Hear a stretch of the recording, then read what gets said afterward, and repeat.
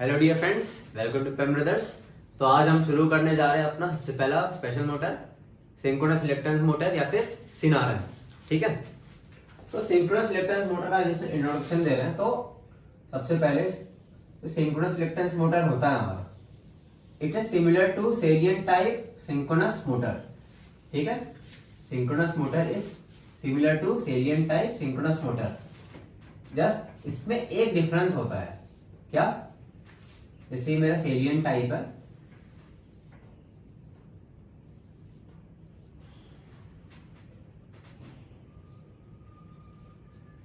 ये Syrian type मेरा, और ये मैंने इसमें फील्ड वाइंडिंग थी।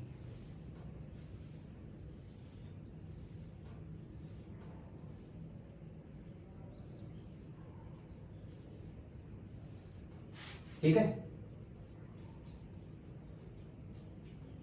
तो synchronous reluctance motor similar to our salient type synchronous motor.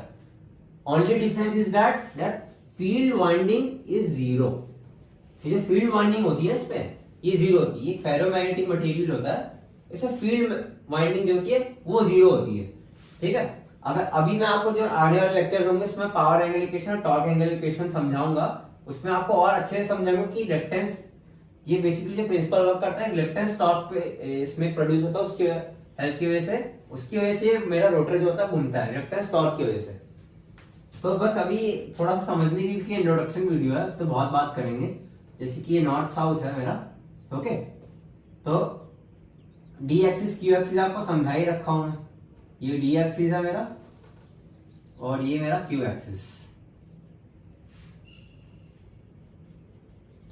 D axis and Q axis. ठीक है, अभी मान लीजिए एक टाइम के लिए मैंने इस पर फील्ड वाइंडिंग जीरो नहीं कर रखी। ठीक है, तो ये डी एक्सिस में ही मेरा क्या होगा, जो मेरा फील्ड फ्लक्स होगा ये इस डायरेक्शन में होगा। ठीक है, अभी फील्ड फ्लक्स क्या है, ये जो मैंने फील्ड दे रखी इसकी वजह से जो फ्लक्स आ रहा है उसका डायरेक्शन तो यही है, क्योंकि ये नॉर्थ क्या कर रहा है, यहाँ पे एयर गैप पे फ्लक्स इस डायरेक्शन में रिलीज कर रहा है और यहाँ साउथ पे ऐसे रिसीव कर रहा है ना। तो जिस डायरेक्शन में नॉर्थ फ्लक्स रिलीज करता है ये उसका फील्ड एक्सिस हो जाता है। तो ये मेरा फील्ड फ्लक्स की एक्सिस हो गई। ओके, अब देखिए जो मेरा स्टेटर है इस पे मेरे कंडक्टर्स रखे होते हैं, है ना, 3 फेज वाइंडिंग है। अब ये क्या, ये फील्ड ये मान लीजिए ऐसा रोटेट कर रहा है मेरा मोटर, तो ये क्या करेगा, इस सबको कट करेगा, ये जो वाइंडिंग्स रखी हुई है इनको कट करेगा। तो कट करने की वजह से क्या होगा, इसमें इंड्यूस्ड ईएमएफ होगा, ईएफ इसको मैं बोलता हूँ। ये आईएफ क्या करेगा, ईएफ प्रोड्यूस करेगा। ठीक है, जिसका मैं बोलता हूं एक्साइटेशन फील्ड या एक्साइटेशन ईएमएफ। एक्साइटेशन ईएमएफ, यहां पर एक ईएमएफ जनरेट होगा, क्योंकि ये क्या है, फ्लक्स इसको कट करेगा। इसमें भी क्या होगा, फ्लक्स कटिंग की वजह से इंड्यूस्ड ईएमएफ आएगा, वो इंड्यूस्ड ईएमएफ पे करंट बहाएगी। ठीक है, according to Lenz law current ऐसी बहेगी कि जो चेंज को अपोज करे, है ना। और कॉस क्या है, ये कॉस के ये रोटेशन है और ये रोटेशन की वजह से फ्लक्स कटिंग और ये वो कॉस है, तो उसको अपोज करने के लिए क्या करेगा, ये भी एक फील्ड बनाएगा और उसी डायरेक्शन में घूमना चाहेगा, है ना। अभी हम रिएक्टेंस टॉर्क, इसकी बहुत सारी चीजों की हम बात करेंगे, बस अभी आप थोड़ा सा इसको समझते जाइए। बाकी मैं ये चाहूंगा कि आप एक बार सिंक्रोनस मशीन अगर नहीं पढ़ी हो थोड़ा सा उसका रिव्यू लेकर आइएगा। बाकी मैं बेसिक आपको बता ही रहा हूँ रिलक्टेंस मोटर का। अब देखिए, हाँ, तो ये फील्ड, ये जो फील्ड करंट है से क्या हुआ, एक्साइटेशन ईएमएफ प्रोड्यूस हुआ, इंड्यूस्ड ईएमएफ को मैं बोल रहा हूँ। ओके, इसकी वजह से क्या हुआ, इंड्यूस्ड करंट भाई, जिसको मैं आर्मेचर करंट बोल देता हूँ। अगर ये जनरेटर होगा मेरा, तो इस इंड्यूस्ड ईएमएफ की वजह से करंट प्रोड्यूस होगी, तो मुझे यहाँ पर क्या मिलेगा, 3 फेज सप्लाई मिलेगी, है ना, 3 फेज सप्लाई मिलेगी। ये क्या करेगा, पावर अब दे रहा होगा। लेकिन अभी हम तो सिंक्रोनस रिलक्टेंस मोटर्स की बात कर रहे हैं ना, जनरेटर का काम ही नहीं है। तो ये क्या होगा, एक आर्मेचर करंट लेगा, तो ईएफ जो होगा एज अ ड्रॉप वर्क कर रहा होगा, है ना। एक इंड्यूस्ड ईएमएफ प्रोड्यूसर होगा, ऐसा वोल्टेज ड्रॉप की तरह वर्क कर रहा होगा। तो एक बार इसका इक्वेशन जैसा अगर आपने पढ़ा भी होगा अगर सिंक्रोनस मशीन में, तो ये होता है V, अगर मैं आर्मेचर रेजिस्टेंस नेगलेक्ट कर दूं, minus J I D x D minus J I Q x Q. अभी आई डी एक्स डी क्या होता है, ID is direct axis current और IQ is quadrature axis current, है ना। अब जो मेरा इंड्यूस्ड ईएमएफ होता है ये हमेशा मेरा क्या होता है, जैसे कि मान लीजिए ये मेरा डायरेक्ट एक्सिस है ये, और ये मेरा क्वाड्रेचर एक्सिस है, ये डी एक्सिस और ये क्यू एक्सिस। अब इन दोनों के बीच में जो एंगल होता है ना, ये एंगल ये हमेशा 90 डिग्री होता है इलेक्ट्रिकली। इसको मैं आपको अभी रोटर डिजाइन पढ़ाऊंगा, उसमें आपको समझाऊंगा कि क्यों ऑलवेज 90 डिग्री होता है। अभी के लिए आप ध्यान रखिए बस, डायरेक्ट एक्सिस और क्वाड्रेचर एक्सिस के बीच में जो एंगल होता है वो 90 डिग्री होता है इलेक्ट्रिकली, ठीक है। दो टाइप के एंगल है, एक इलेक्ट्रिकली और मैकेनिकली, उनके बीच में एक रिलेशन भी होता है, वहां पे भी मैं आपको समझाऊंगा जब मैं आपको बताऊंगा कि किस 90 डिग्री होता है, ओके। अभी के लिए आप समझ लीजिए। तो ये इंड्यूस्ड ईएमएफ होता है ना ईएफ, ये मेरा हमेशा क्या होता है, ये हमेशा मेरा इस वाले डायरेक्शन में आता है, हमेशा क्वाड्रेचर एक्सिस के अलोंग आता है ये ईएफ। अब ऐसा क्यों होता है, आइए इसको थोड़ा समझते हैं।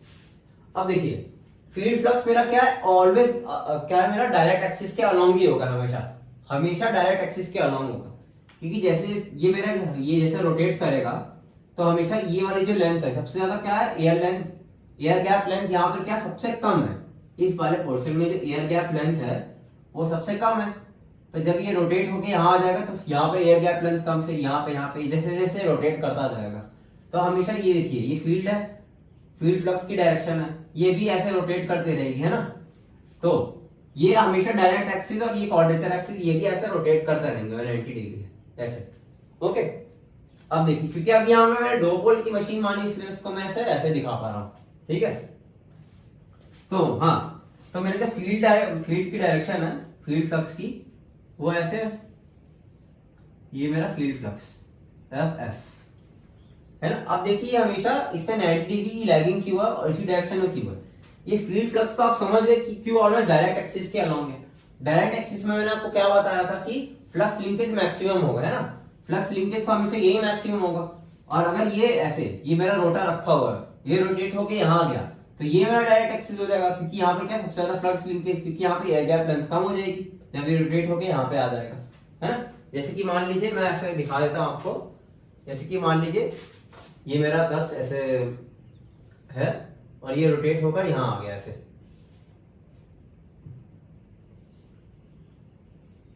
है ना। तो अब क्या हो जाएगा, अब ये डी एक्सिस हो जाएगा, क्योंकि देखिए यहाँ पे एयर गैप लेंथ सबसे कम है, और ये मेरा क्या हो जाएगा क्यू एक्सिस, ठीक है। ये बात क्लियर। तो अब ये देखिए, अब इन दोनों के बीच में हमेशा 90 डिग्री का गैप किया। अब ये क्या है, फील्ड फ्लक्स है। तो मान लीजिए मैं हमेशा चाहता हूं मेरी जो फ्लक्स बने वो साइनसोइडल इन नेचर हो। तो मान लीजिए मेरी जो फ्लक्स बन रही है वो इस नेचर की phi M sine omega T, okay. अब इंड्यूस्ड ईएमएफ क्या होता है, EF and D phi by D T, where N is the number of turns. तो ये क्या हो जाएगा, N D phi by D T. सिर्फ एक ही वेरिएबल टर्म है मेरा साइन ओमेगा टी, तो ओमेगा बाहर आ गया और ये हो जाएगा कॉस ओमेगा टी, और एक फाई एम भी मल्टीप्लाई में, है ना, and omega phi M cos omega T, है ना। अब इसको मैं कैसे लिख सकता हूं, कॉस ओमेगा टी को, इसको मैं लिख सकता हूं N omega phi M, cos को मैं लिख सकता हूं sine 90 minus theta, 90 minus omega T, ऐसे लिख सकता हूं ना मैं इसको। अब देखिए ये प्लस साइन, तो मैं अभी यहाँ पे मैंने प्लस साइन ले रखा है। अगर एक बार को मैं माइनस साइन कंसीडर कर लूं, माइनस साइन किसकी वजह से आता है, due to Lenz law. Basically actual equation तो ये होती है हमारी, EF equals to minus N D phi by D T. तो ये माइनस साइन अगर मैं कंसीडर कर लूं, ये माइनस साइन कंसीडर कर लिया, अब इस माइनस साइन को इस एंगल के अंदर ले जाता हूं मैं, N omega phi M sine, अब माइनस साइन में क्या कर दिया, अंदर ले गया, ओमेगा टी माइनस 90 डिग्री। तो ये क्या बन गया मेरा, इंड्यूस्ड ईएमएफ, है ना। आपको दिख रहा है, तो आपको दिख रहा है कि फ्लक्स की इक्वेशन क्या थी, ये थी, और इंड्यूस्ड ईएमएफ की इक्वेशन क्या थी, ये थी। तो ये क्या थी, phi M sine omega T, और ये क्या, अगर मैं इसको बोल दूं ईएम, है ना, EM sign omega T minus 90। तो आपको क्या दिख रहा है, ये फील्ड फ्लक्स से हमेशा 90 डिग्री इंड्यूस्ड ईएमएफ लैग कर रहा है। तो ये मेरा फील्ड फ्लक्स है ना, फील्ड फ्लक्स किस नेचर का है, phi M sine omega T. अब और इंड्यूस्ड ईएमएफ यानी कि जो मेरा एक्साइटेशन ईएमएफ वो कैसा है, 90 डिग्री लैगिंग है, इसका हमेशा 90 डिग्री ऐसे लैग कर रहा है ना, तो इसलिए मेरा हमेशा, अब आपको ये क्लियर है जो अभी आपको फेजर डायग्राम पढ़ाऊंगा उसमें जो मेरा हमेशा इंड्यूस्ड ईएमएफ होगा या एक्साइटेशन ईएमएफ हमेशा क्वाड्रेचर एक्सिस के अलोंग होगा। ओके, ये बात क्लियर। तो ये जस्ट मैं आपको अभी इंट्रोडक्शन ऑफ सिनारियो बताने की कोशिश किया था। तो और एक तो अगर पॉइंट्स की बात करें तो एक तो पहला पॉइंट हो गया कि ये फील्ड एक्साइटेशन जो फील्ड होता है ये जीरो होता है, ठीक है। दूसरा जो ये जो स्टेटर होता है ना, इट इज सिमिलर टू हमारा इंडक्शन मोटर की तरह होता है।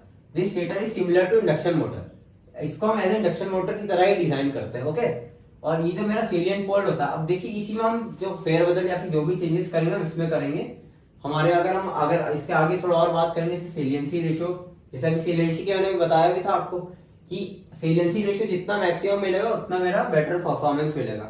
तो अभी हम इसके देखेंगे टाइप्स ऑफ रोटर डिजाइन, हमारे कंस्ट्रक्शनल फीचर्स के बारे में और बात करेंगे इसके आने वाले लेक्चर्स में। ओके, तो आई होप आपको थोड़ा सा इंट्रोडक्शन ऑफ मैंने सिंक्रोनस इलेक्ट्रिक मोटर के बारे में समझाने की कोशिश की थी।